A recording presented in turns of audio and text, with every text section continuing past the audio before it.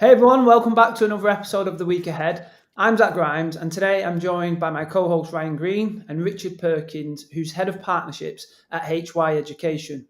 Before we fully introduce Richard, Ryan, how are you? Yeah, I'm good, thank you. Like everybody in this country today, they are staying warm. So I've got my little heater going at my feet so that my toes don't turn blue by the end of this session. But yeah, otherwise than that, really good, actually, really good. Good stuff. Yeah, it's a fresh and icy one down here in Manchester. Yeah. We are forecast a bit of snow later. Fingers crossed it won't come too heavily. We've got a busy week out on the road. Richard, I'll come over to you. How are you today? I'm excellent, thank you, Zack, and yourself, Ryan. I'm good. How are you keeping? Good stuff. Yeah, I'm good, thank you. Richard, so, I appreciate it's a busy time for you. So thank you for taking the time out of your day to come and join us. We'd like to give a lot of variety to our listeners and viewers and the whole MarCommEd community. So it's nice to have someone who works within that legal side of education. Can you tell us a little bit about yourself in terms of your role as Head of Partnerships at HY Education and what your company do? Yeah, sure. So I work for HY Education Solicitors, and we're a schools-only law firm based in Greater Manchester in Rochdale. So essentially, we only look after schools, unlike other law firms who might have a department in an existing law firm. All our staff are 100% education specialists, and all our clients are just schools. So presently, we look after about 450 schools, and it varies from your smallest single form entry schools up to our largest trust is about 22 school multi-academy trust at present. And essentially, we support them with all their legal requirements. Be it on a proactive basis or a reactive. If a crisis happens and they need to get in touch, then we're on the end of the phone for them. Fantastic. And you said 450, you've got a big client base there. Is that across the country? Yes, that's throughout the whole of the country. So we've got, from down in London, Herefordshire, St Helens, Preston. So pretty much the length of England and Wales. Brilliant. So just bringing it to yourself then, what does your week ahead look like? So this week I'm actually going to the Schools and Academies show in Birmingham on Wednesday. So we'll actually have a stand there. It won't be under HY Education. We're under with a group called Umbrella Group. And essentially that's 7 organisations that come together to support the school sector, really. So they've each got their own specialism. We're all standalone. We're not part of, legal entity-wise. We're all separate legal entities, and they do everything from procurement to bid writing, estates, recruitment, and an ICT strategy. And we're on stand G88, I think it is, if anyone wants to come along and have a chat.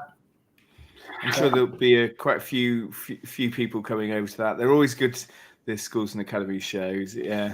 And I think the Birmingham gets some of the biggest crowds, so that'll be good. It's an easier one. I went to the one in London, I think it was in May, and obviously you can appreciate the travel from Manchester down to there. But Birmingham should be a little bit easier, about 2 hours. Yeah, no, it's good. It's good. And are you finding, like, are schools looking at that kind of centralized procurement piece quite often? Is that a new thing? I mean, or has that been around for a while? I think there's 2 reasons we've looked to do this. I think when you start going to quite a number of events, it can get quite costly. So we think sometimes if we've got a one-stop shop, we can share the cost, but also it means people can come over and if we've not already got a relationship, then somebody else on the stand will probably already have a relationship with them. And it's good to know you get that positive feedback that, people buy back from people and word of mouth, etc. But I do think it's good that you've got that sort of one-stop shop, because it saves them having to shop around, and they know they can just come and speak to you and cover off different aspects. Yeah, no, it's good. Yeah, definitely. Well, make sure you've got your comfy shoes on, because I'm sure it'll be a busy few days once you're down there, and hopefully you're busy with lots of inquiries. Yeah, well, hopefully the snow won't impact on the travel, but we'll have to see. Yeah, hopefully not. Yeah, you should be fine. As long as there's no major incidents on the M6, maybe take the train. Just going back to obviously, your client base, with the broad spectrum there across the country. What are the biggest challenges you're seeing across the sector right now from legal aspects?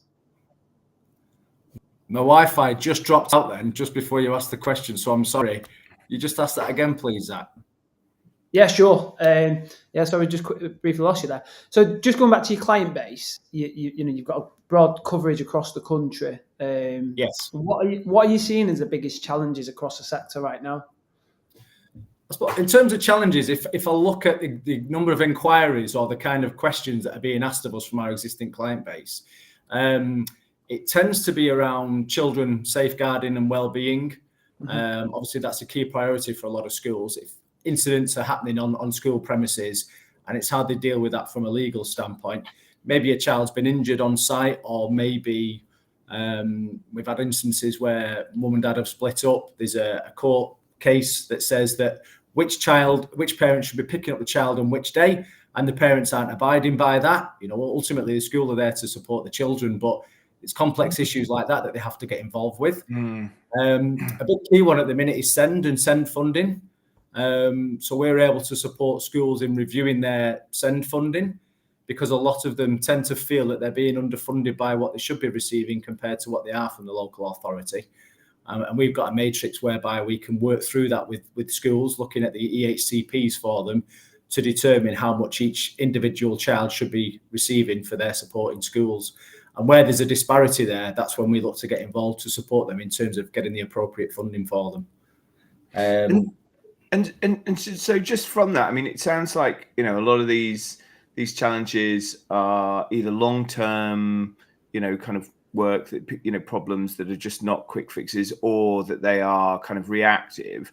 What, from a communication standpoint, what are the things that you're suggesting to schools that how they might manage these situations or mitigate them, longer term? I suppose from a communication point of view, well, it's important that everybody's kept up to date with ongoing processes as regular as possible, really, rather than being kept in the dark and finding out about it from third parties.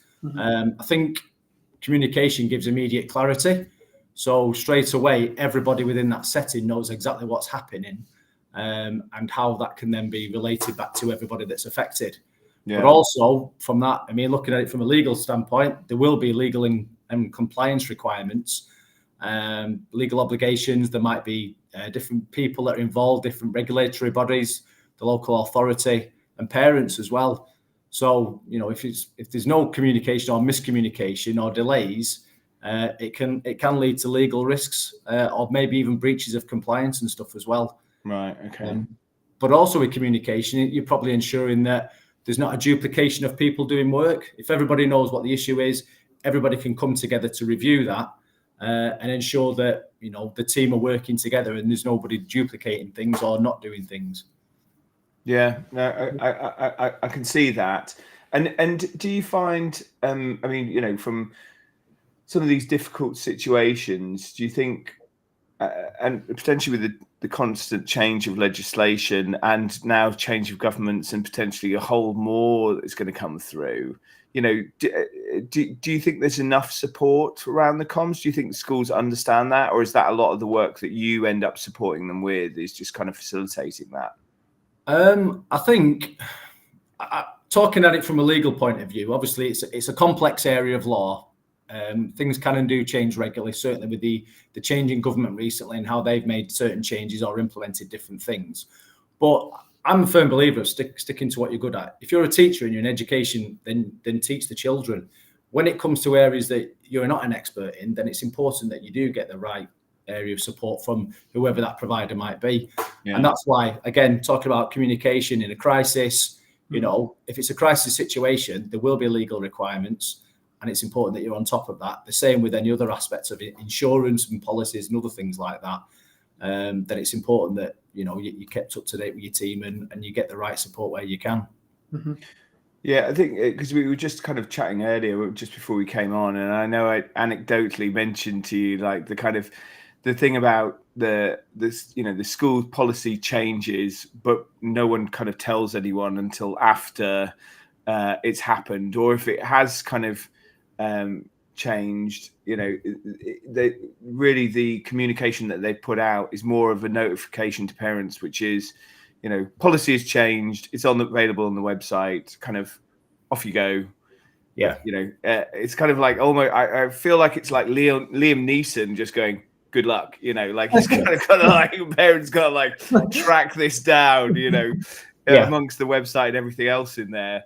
And yeah, it's kind of, and I suppose, do you feel that, and you'll probably know this from a legal standpoint and given the volume, do you think the parents' expectations of what the schools should be doing is a lot greater than it would, has been in the past? Do you think that those kinds of demands, whether it's pre-pandemic or post-pandemic, have changed significantly? I think they do. I think they have as well. And I think it can depend on the parents, because there's a lot of parents that are really keen on ensuring that their child gets the right education and is supported throughout. But it's the same with anything. Not all parents might be as interested as some, unfortunately. As you're talking about there, if there's an update to a 20-page policies and procedures, and you say put it out on the website, I feel the only time a parent is going to go and look at that is when they actually need to. I'm a parent myself. I've got 2 children in secondary school. But it's only when an issue or a crisis happens that you decide, actually, let's read up on this and where do we stand on this? I think it needs to become a regular reading and viewing type thing, really, if there are any changes, so that everybody's up to date with it. But certainly, when you look at what happened with COVID, a lot of children were at home. A lot of children were learning, doing the learning from home. And there's still going to be a number of years now, because there's children that are still in the education system that were affected by COVID. And we're obviously being educated at home, and that's still going to be a few years before it sort of gets back to the norm, if you will, from a full classroom setting. But yeah, legislation, it's always changing. There's always new laws, and certainly, as we touched on with the now Labour have come into power, they're looking to make some changes that will affect the school setting, indeed the academisation aspects as well, and that grant funding going. That's going to have a big impact on schools as well. Yeah. On that note, very timely for my next question. It's something we obviously want to bring to the table in terms of academisation.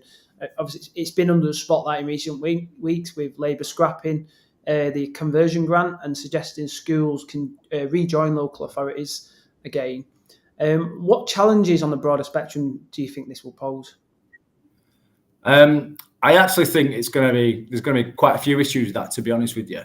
I think because of the way that it's funded at the minute, I think it's £25,000 for up to 3 schools or more that are going to be converted into the same trust. And that funding can support a variety of different areas, from the legal aspects of the conversion. There's probably licenses that the schools have got from different suppliers and stuff. What else have I got on the list? Covering expenses and things as well, and renaming the academies and those kind of things. But what you've seen since the Conservatives brought that into effect was that you're probably losing a lot of the expertise at a local level in governance at the local authorities, because that need's not been there, because it's been sort of outsourced, if you will, to the multi-academy trusts. Then that skill set has probably moved as well. In fact, some of the people that were previously in local authorities are probably actually going to work in multi-academy trusts. We've certainly seen that that's happened. But if you're going to have a reversal of that, then you're probably not going to have the expertise in. Some local authorities will still retain that, but you've still got the funding issues and the funding cuts, which will have impacted on those members of staff. But not also that, there'll be legal challenges. We've gone down this academisation route to go into multi-academy trusts. If you want to reverse that process now, there will be legal challenges, which will be both timely and costly as well. Yeah. So those are the sort of 2 biggest things I think will impact in the long run, really. Yeah, it's certainly going to create some friction, and what's to come in the next few years is going to be a challenge, I think, for most. Because it's already creating a storm on social media for good and bad, with a lot of conversation around it. But it's there's a couple of things you touched on there which I've not thought about, particularly around that branding perspective. But I mean, again, I think coming back to communication, that's going to be absolutely critical, isn't it, in terms of how decisions are made and how you retain a strong reputation. What kind of work do you do around that? Reputation for schools. Yeah, and trust. That comes back to the communication. If you've had an issue with maybe a child's been injured on site at a school, or they've been on an away day, or they've been to a zoo or something like that, and unfortunately children do get injured or whatever that may be, and then it's about how they hear about it, isn't it? Is it coming from a third party source, or a child telling their mum who's in a WhatsApp group, who's sharing it with other people in a WhatsApp group? Or does the school take a quick, immediate stance and get a letter out or an email out to all parents to advise that this is what's happened and this is the protocol and this is what we're following? Because I'd much rather know about something as and when it happens than finding out from somebody else and getting the wrong information. So, communication is key in any setting, really, be it education, business, or crisis that's happening around the world, I suppose. Yeah. No, it's certainly a big need there for the comms. And I think I seen something on LinkedIn the other day about somebody who'd found out some changes to school through a WhatsApp group before the school had a chance to communicate it. So I think there is a huge battle there. So I do defend schools in the sense that information does move fast. And, I think unfortunately we're dealing with this battle with social media, with the likes of apps like WhatsApp, where sometimes that information's got out because word travels fast and it's not actually, we haven't actually had the chance to act on it. But I think even more so, there's that need to make, in a situation that comms is at the forefront of that. Would you agree? Absolutely. Yeah. And that's the thing. We've had it in the past where schools have put comms out which might not be legally accurate. And so a simple pick up the phone call to your existing legal support and just say, right, this is the issue, what's happened. Yeah. This is what we're looking to do. This is the letter. Can you just overlook it for us and tell us, is the wording right? Are we saying it correctly from a legal point? And we're not going to get challenged on that. And then, I can only speak for ourselves, but we've got a very quick turnaround in terms of those kind of things because we deal with it on a regular basis, given the number of schools we have. Mm-hmm. They'll come to us with an issue. It's most likely another school that's had a similar issue in the past, so we know exactly the standpoint on that. And then we can get it turned around so they can get the letters out as quickly as possible. Yeah, so is the kind of the why, how, and the what of what you're saying really, making sure that obviously it's got a key purpose, but and you're framing it in the right context, but also it's compliant, especially around kind of key subject matters. So I can totally see the validation in that, and and I think there's probably going to be more of that, as the future goes on, as things look to change. I think I can see this becoming, a bigger thing. Also, I think parents have more access to information themselves and these other groups and kind of networks that are going on in parallel to education, and where they're kind of quoting, I saw this one thing on the internet that that says that somebody got this one kind of situation resolved that would suit my argument, but they're not picking up the context of the situation. And it's the kind of proactive mitigation of these things, and like you said, just bringing people along and kind of drip feeding that information, because we don't seem to, I think, as a society now, need to naturally able to digest large volumes. We need little pieces, just kind of sporadically kind of fed to you, don't we, in order to digest the whole story. Yeah, absolutely. Yeah, it's people haven't got time to be sat and watching loads and loads of videos and interviews, so they do need short, sharp information. And just touch on that in terms of AI as well. People will quite often now use AI to explore different things, be it a parent or students doing it for coursework and things. But it's not always entirely accurate, and people are quoting that information. It's misinformation, and it's an ever evolving. AI is always evolving, and that's going to have big impacts on schools as well, and teachers and how they deliver and support the students and the classrooms. Very good. Yeah, it certainly sounds like a tough world. I think I need to go and have a lie down. But I think that just to summarise there, like everything we talked about, it's been a bit of a whistle-stop tour with a lot of coverage there, Richard. So I appreciate that. But to me, probably coming from a biased stance, but comms seems to be a golden thread through every situation that you face. And there's a greater need for that to evolve. You touched upon there that people aren't wanting to watch long-form video or read long policies. Are we in an era now where actually there's got to be a bigger thought around how that message is relayed? Then, so actually, is there ways policies could be evolved to make them a lot more interactive and useful for people in this day and age? I certainly think so. Yeah. And I talk about policies, pages and pages of reams on it. I know you can feed pages and pages of reams into like ChatGPT, and that'll summarize it for you. That'll make it smaller, condense it, make it more easy to read. But once you've done that, if it's private and confidential, it's out there in the internet and, you know, with the World Wide Web. So you need to be careful about doing that as well, really. Yeah. Sensitive information. But yeah, absolutely. Comms is critical, really, getting that information out so that everybody can support and help if it is a crisis situation. And you know, ultimately it's education, it's children, and that's we need to remember that at the end of the day. It's the kids that we're supporting, and we need to ensure that they're getting the best they can, really. No, absolutely, yeah, absolutely. Richard, I know you're a busy man. You've got an event to plan for the week ahead.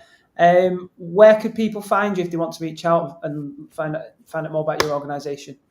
Well, you can, if you just Google HY Education Solicitors, we come up there number one. We've also got HY Education on YouTube. We've got some client testimonials on there from schools we've supported into an academisation. 4 primary schools became an academy.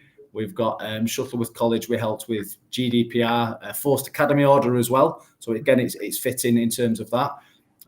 And then we've also got Stuart at a high school who talks about the support we've given there. That's on the HY Education YouTube website. So yeah, if you just Google Education Solicitors, we probably should be quite highly ranked there as well. Nice bit of SEO there. And you're on LinkedIn as well if people want to reach out to you personally? Yeah, I'm on LinkedIn under Richard Perkins. I'll probably, you know, HY Education, you'll find me there as well if you wish to drop me a message. Fantastic. Well, it's been a pleasure having you on, Richard. Really appreciate your time. Ryan, thank you. Any final remarks from yourself? No, just good luck on the trip to the Schools and Academy show in Birmingham. Like, take your snowshoes just in case. Yeah, fingers crossed there's no snow for you. Brilliant. Thanks a lot, Zach. Thanks, Ryan. Thanks for having me on. I appreciate that. No problem. Thanks for everyone that's watching.